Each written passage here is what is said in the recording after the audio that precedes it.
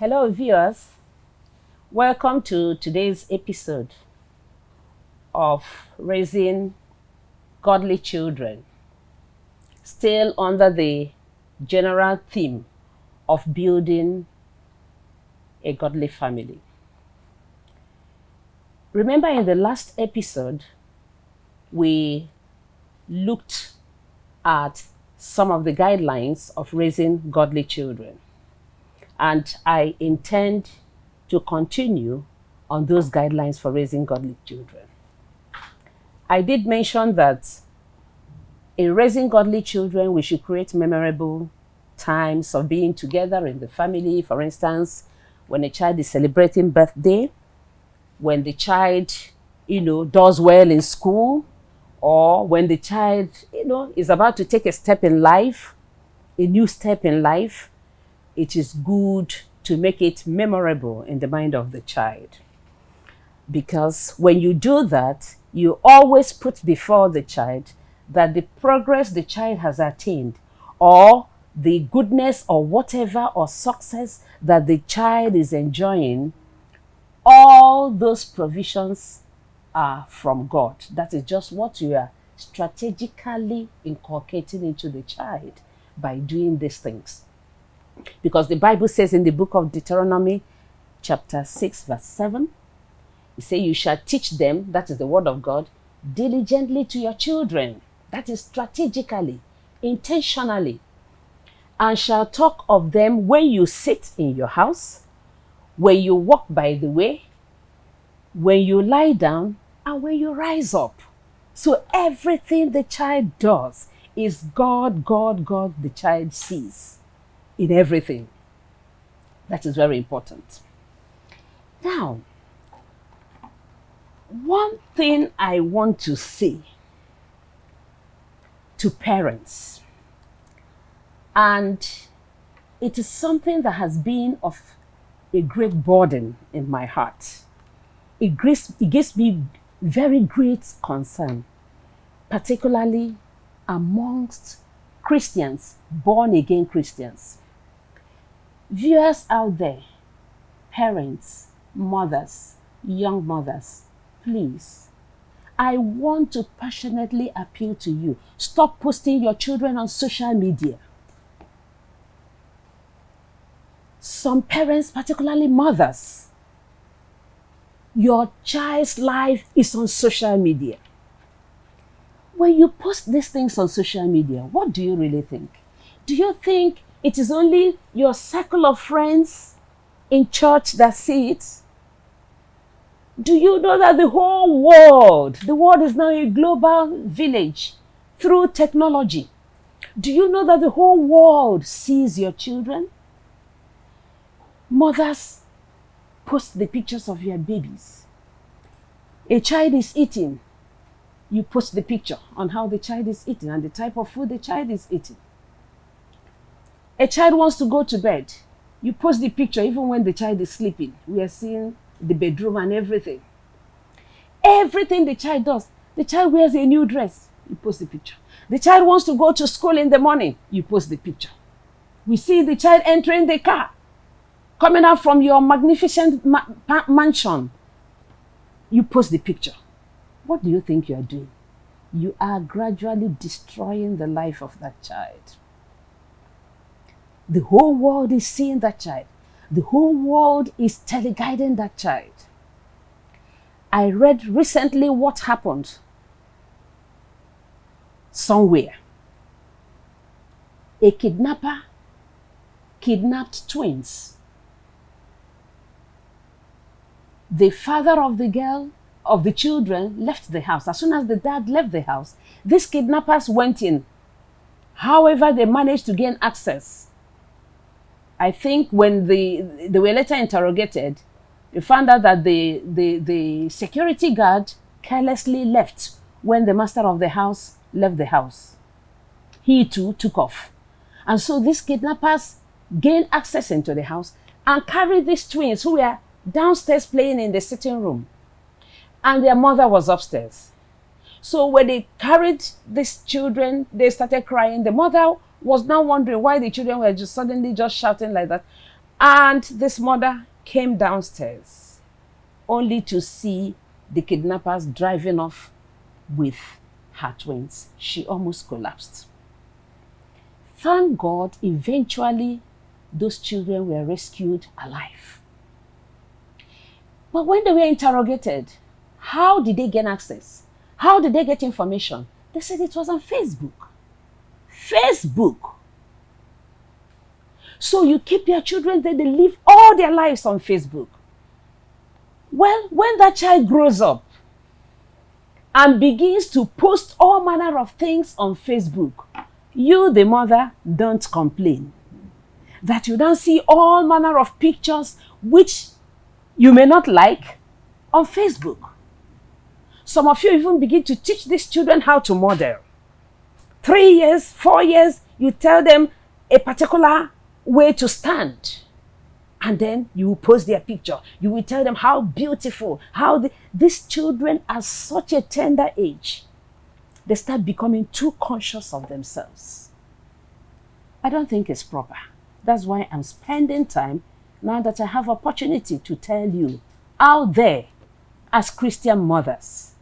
A wise woman, the Bible says, builded her home, but the foolish one tears it down with her hands.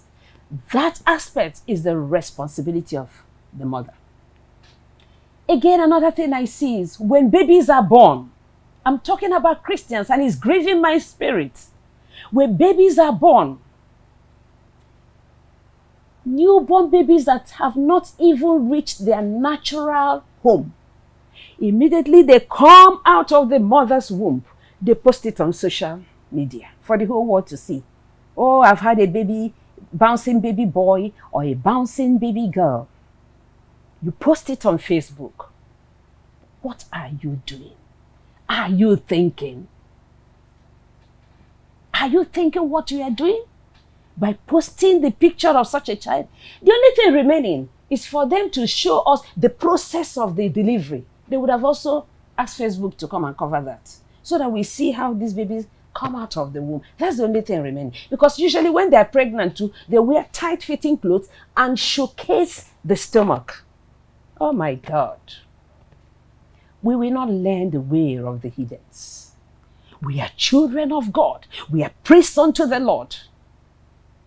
Our children are tender plants that are meant to be protected, that are meant to be shielded, that are meant to be covered. That is why mothers, parents, you are to cover your children. You are to protect them. You are even to monitor what they post on Facebook and what they don't post on Facebook. Not you being the channel in posting those things. Please, I'm appealing that Christian mothers should take a second look, and other women out there should take a second look at that. Now, let me also talk about another thing that is very crucial and also a burden in my heart, is how you engage your children during long holidays, or particularly when there is a lockdown. How do you engage children at home? I've come to realize that that is also a problem to many parents. That is why when children come on long holiday, you see the parents praying that school should resume so that the children will go back. They say the noise is too much. The problem is too much. Oh, let school start so that these children can go back to their teachers. Let the teachers carry their problem. Oh my God. Do you regard it as a problem? It is an exciting time for you to have your child back to you. Holiday period or a lockdown period is not a period for a child to be clueless, for a child to be directionless.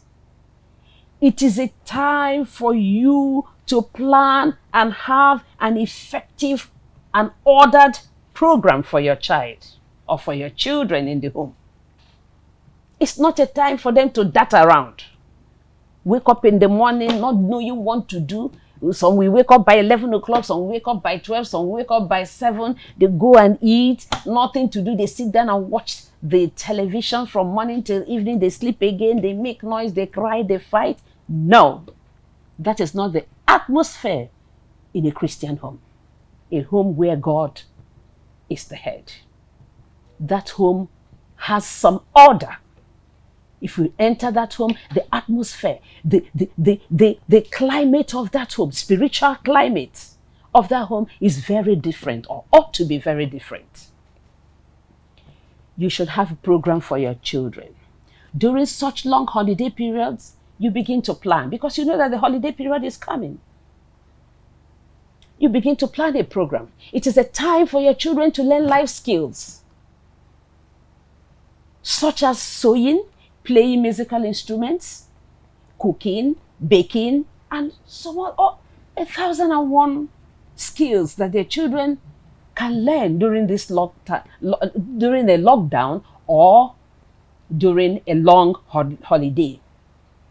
You should also engage them in reading good secular books, maybe books that will help to improve on their vocabulary. They also need to read books that will also enhance, their spiritual life. So we will introduce them to good secular books and good spiritual books.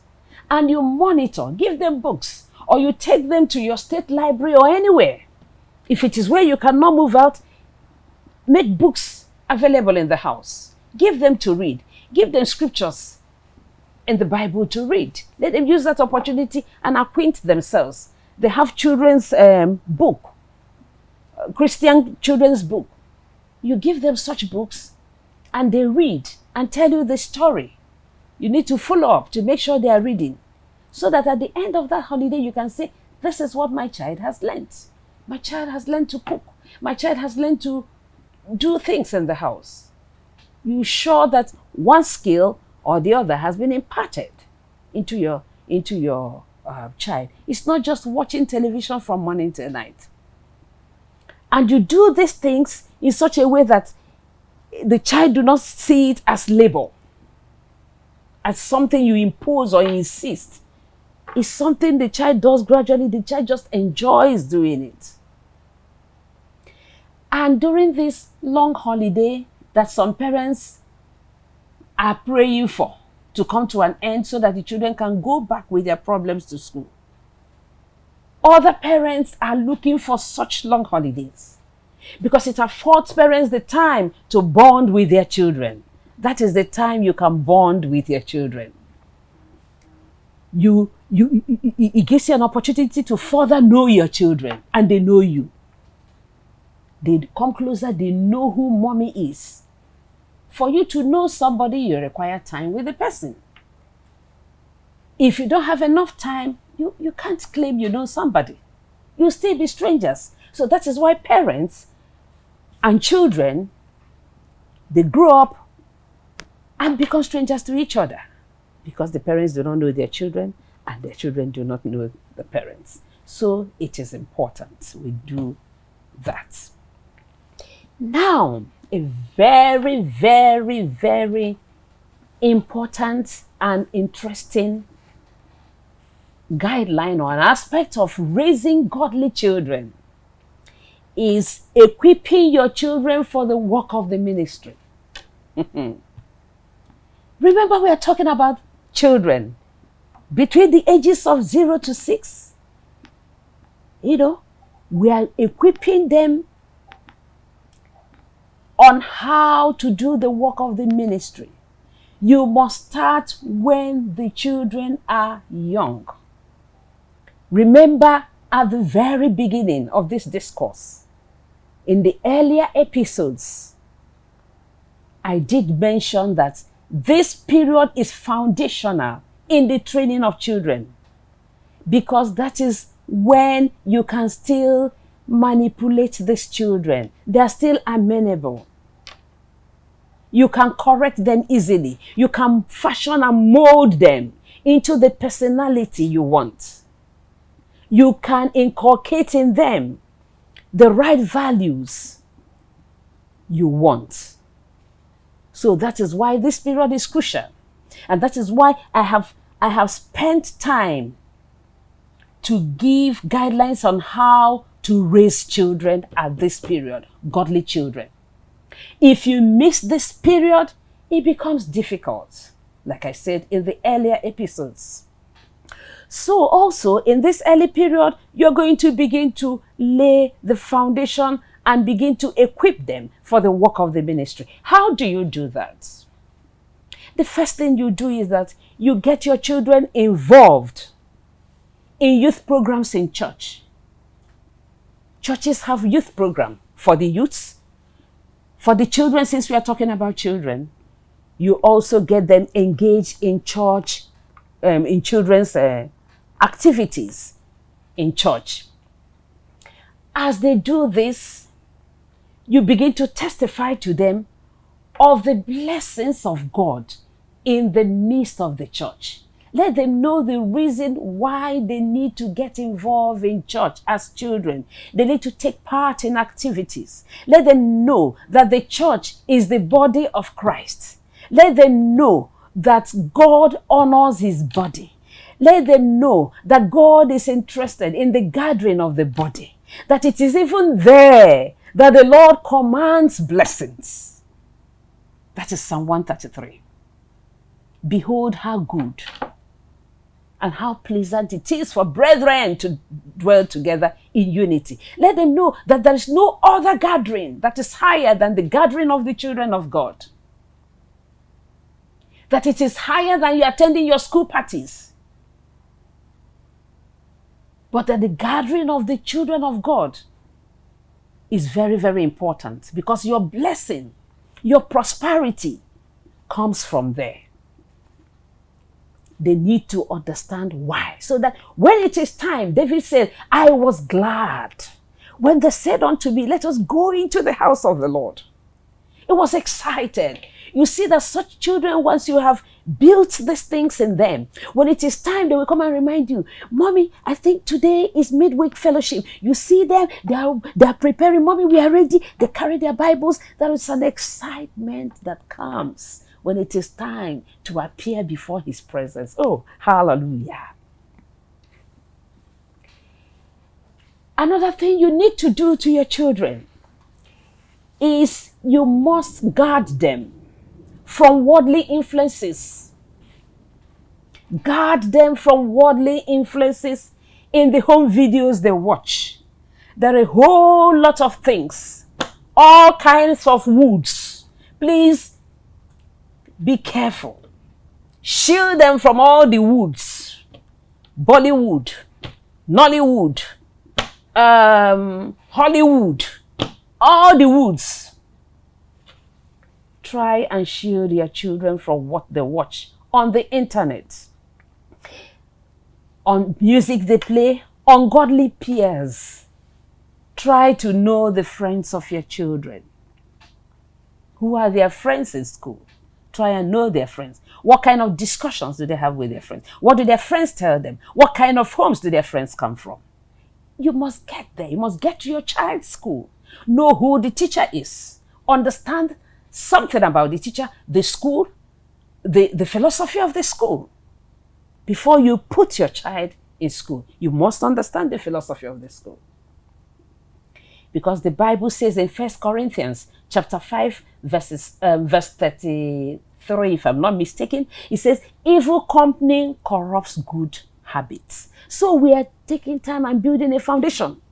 We don't want any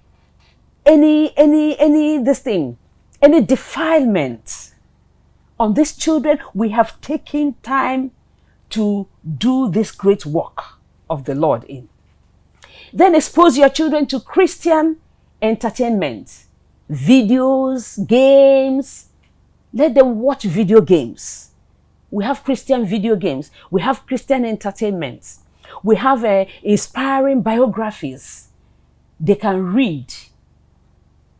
We have inspiring autobiographies of great men of God. Let them also know great men of God. You know, I went to a school to do counseling for young children. And I asked them what they would like to be when they grow up. Who is their model? Well, the model they mentioned, I wouldn't tell you. But I was very disappointed. I was very weak when I heard the kind of model this child mentioned that she would like to be. Oh, I said, my God. Things you even expect a child to say, oh, I would like to be a doctor or a nurse or one of the professionals. He mentioned, don't bother what he mentioned, but I just tell you, it wasn't too good at all. It wasn't even good at all. So, we must let them know autobiographies of great men of God, people who have achieved good things. The Bible says, be imitators of good things. We have spiritual giants, people like Kenneth Hagin.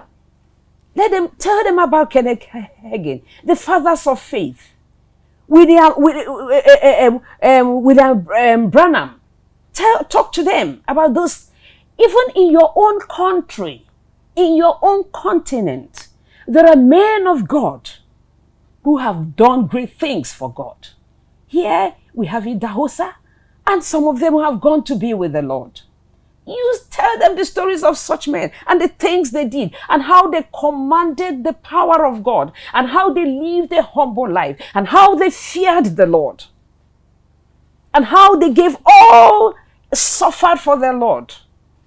And such things will excite the children, and they will know that this is what their parents will want them to be.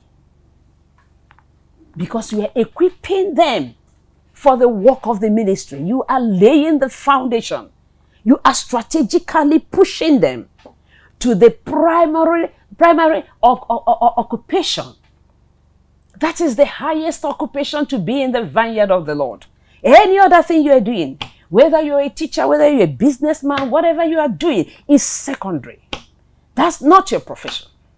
Our profession is primarily, we are priests unto the Lord. What are you doing for God? Then these children, whenever you are going for missionary work, if you are the type that goes for missionary work, take your children along when you go for missionary work. Don't leave them behind. Don't leave them behind. Leave them behind. Wolves will come into your vineyard. Take your children along where you're going for missionary work. When you're going for evangelism, take them. House to house evangelism, take your little child and drag him along. He's listening on how you're evangelizing people. You're going for hospital ministrations, take them along. They're hearing you praying for the sick. They come out, oh, mommy, what was wrong with that person? You will tell them and you pray. You see that they will even join you and close eye and say amen. They see you minister to the sick. That is all the child, that is their world. That is all the child is seeing. As far as the child is concerned, the other world does not exist. And then again, you begin to also teach your children to prioritize spiritual issues or spiritual matters by you, the parents, doing so. For instance, if there's going to be a football match, or and you have a midweek fellowship, which one will you choose? The same time, the same day, the same time. Which one are you going to choose? Midweek meetings versus watching a football match.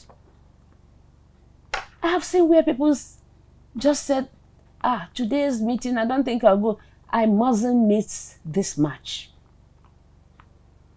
But you should teach your children for the sake of your children. You should go for the midweek service and leave the football. If they say, Daddy lost football, man. Daddy, they're playing today. You say, I know, son. But the house of the Lord. The house of the Lord. That is your priority. You begin to teach them how to prioritize spiritual issues. And then you also begin to bring them together to plan and pray together, particularly if your church is going to have a church convention. I know churches, Christians have Christian conventions. If you're going to have maybe annual conventions, regional conventions, international conventions, which one you know that you are going to attend. You begin to bring your children together. You begin to gather them together and say, we have this upcoming convention that all of us are looking forward to do. You begin to help plan ahead. You call them together and ask them, this meeting we are going to, what's your goal? What do you, child A, what do you want God to do for you in this meeting, in this convention? What do you want the Lord to do for you? The children will tell you what they want God to do for them. And you ask child 2, what do you want God to do for you? And all of them, you can even ask them to write it down. They may write 3 things down. And then you take them on. You begin to prepare them. You begin to pray along with them on those things they say they would want the Lord to do for them. So they begin to prepare and pray. And as they do these things, you see that they begin to search their hearts towards the Lord. So that when it is time for that meeting, when it is time for that convention, that child is now going with an expectation to meet with the Lord. The child is not going there for social gathering. The child is not going there to meet his or her friends. The child has a purpose. The child has a vision. The child is going there to meet the 3 goals which he has asked God to fulfill. And by the time they go for that convention and come back, you ask them what they learned and what the Lord did for them. It is very important. Another very important aspect of preparing our children and equipping them for the work of ministry is that you must teach your children to give offerings and pay tithe from the little monies and gifts that they receive from aunties, big aunties and big uncles and family friends. Usually when they come, they give children money, they give to their parents. Let the children know that they need to give to God. They need to give an offering. They need to pay tithes. That it is a requirement. Show them requirements. Start with the law. That the law demands a 1/10. And you teach them that it is important. And you teach them the blessings of giving. That the Bible says, give, it shall be given unto you. Good measure, pressed down, shaking together, running over. You don't lack when you give. We must begin to weave this thing. Oh my God. Parents, I wish you can see my heart and my burden in these things I'm sharing. If we begin to pay attention, I tell you, the children of this generation shall be of another spirit. They will be of the spirit of Joshua and Caleb and Moses and David, the giants of scriptures. They will not have anything to do with the God of this world. Parents, I'm afraid I'm going to stop here. In the next episode, we are going to be looking at how to parent adolescents. There are still much more that can be said about parenting children, but I think I have given enough guidelines. As you go to the Lord in prayer, the Lord will help you. The Lord will assist you. The Lord will show you what to do. The Lord will show you where to plug in, and you will never be the same again. Your homes and families will never be the same because you have turned it to the Lord. Thank you, and God bless you.